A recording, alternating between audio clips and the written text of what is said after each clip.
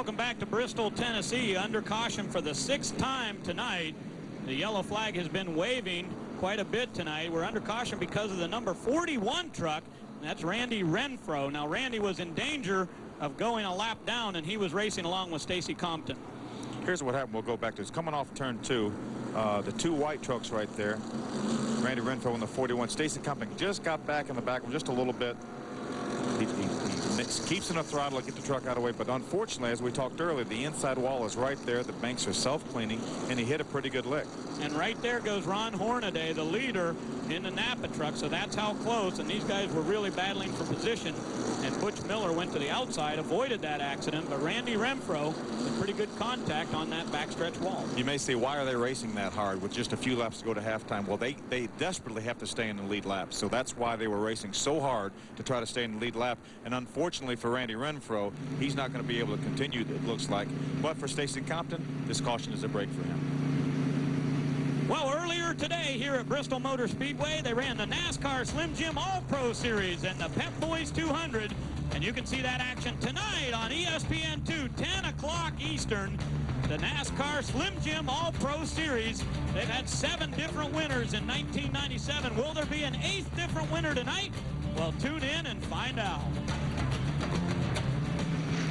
Ron Hornaday's truck very, very strong tonight here at Bristol, and we are approaching that halfway break. The question is, at lap 96, will we go back to green? Let's get down to Larry Rice in the pits. We're down here with Fred Graves, Ron Hornaday's pit chief. Tell us, what's he saying about the truck? Yeah, I couldn't hear you. What's he saying about the truck? Truck's pretty good right now. She's a little loose going in. Biggest problem we have right now is that the floorboard's getting really hot and it's burning up his feet. So what do you got in your hand? We're going to have these heel savers for him for a halftime. His biggest problem is his feet are hot. Otherwise, the truck is working well. Back upstairs. Well, his truck's pretty hot, too. I'm not sure if we will go back to green here before the halfway break as they continue to work on Randy Renfro over on the backstretch. So they're going to make an adjustment to try to cool off Ron Hornaday a little bit on the Napa truck.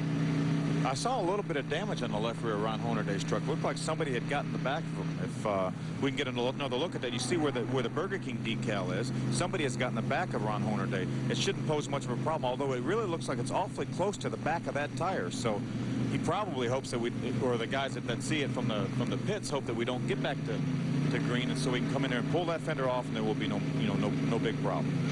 So Hornaday has been the leader. He qualified on the pole tonight here at Bristol at a speed of 119.910 miles an hour. And Phil, he was the next to the last truck to go out qualifying. That was a big benefit. It sure was. The track was cooling off with every truck.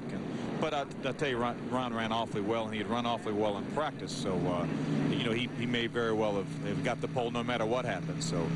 Well, we are going to have the halfway break at lap 98. So the next time by, they will come in, and we will have a 5-minute break. Tonight is the 10th event of 26 races in the 1997 NASCAR Craftsman Truck Series title chase. And Ron Hornaday, of course, the champion from last season. You know, this starts their series on a first of 10 weeks in a row. Of course, crisscrossing the country. So this is very, very difficult stretch. When we get to the end of this segment, then the points deal is going to be, really defined on who's going to be up front, who's going to be in the fight for the last 6 races of the year. Well, I think the end of July, Phil, we'll be able to know who's really a contender because they have an incredible schedule in the month of July. They really do. They really go all the way into September consecutively in consecutive weeks. We know how that is. We ran 11 weeks in a row this year with the Busch Series, and I tell you, it was extremely difficult on all the guys. You just had to, you get back home and you have to leave, get ready to leave again on every Wednesday. And you cannot rest because the next race coming up is at Nazareth, Pennsylvania, a tough track. Then they go to Milwaukee, Louisville, Pikes Peak, Colorado, the road course at Topeka, and Indianapolis Raceway Park, and that all happens before July 31st. It's unbelievable scheduling. The halfway break is about to happen, and Hornaday is on the way to the pits.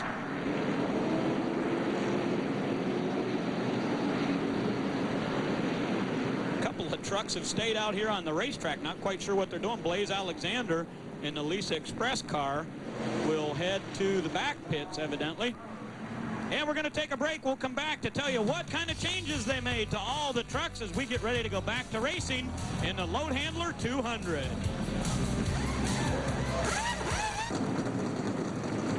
Welcome back to Bristol Motor Speedway. The Load Handler 200 has just completed the halftime break, and Ron Hornaday has led all 100 laps tonight here in his Napa Chevrolet. Now, the ambulance is coming out of the infield care center, and they have the gate over in turn number 3 open. That's why all the trucks are stopped on the backstretch. So, again, kind of in a red flag situation. They're going to get the ambulance out of the racetrack. We're not sure, but we're assuming maybe that's Randy Renfro. Yeah, we really don't want to be too premature, but here's the gate. Unfortunately, at Bristol, there is no tunnel here, so if something has to leave the racetrack like an ambulance, you have to stop the race, although it's good timing because we're already in the halftime break. But hopefully, if it is Randy Renfro, whoever it might be, that it's just minor and just a precaution. And most of the time they do a lot of this just as precautionary measures. Oh, they really do. As they told us earlier with the previous accident, they just took him for observation. He was joking around. He banged his ankle. You know, maybe it may be broken, but they didn't think so. So here, hopefully this is just a precaution, just for examination, nothing serious. So they've got the back gate buttoned up now, and we'll get the trucks fired back up, get them in line, and be ready to go back to racing here. Let's get down to Larry Rice in the pit area. I'm here with Troy Whitaker, Randy Renfro's crew chief. Troy, tell us what's going on. Oh, he's talking on the radio to somebody out there right now. He just got through telling me that they transported Randy to the hospital, and I don't know whether he's talking to somebody else on the crew, or maybe Randy still got the radio with him, but they thought he had a broken collarbone. Tell us again, what was the problem? Well, right now, best I can tell on the inside, he broke his collarbone. He took a hard look. Okay, and who were you talking to on the radio? I was talking to a spotter up in the tower. I was trying to get him to go into the hospital with him, and we're going to come on up a little bit later. We're going to try to get everything loaded up and get on back up there. Okay, so he thinks he's got a broken collarbone. He's trying to tell his dad, get in the ambulance and go with him. Back up to you guys. Wilson, North Carolina, the home of Randy Renfro. He drives the Ultra Wheels Ford.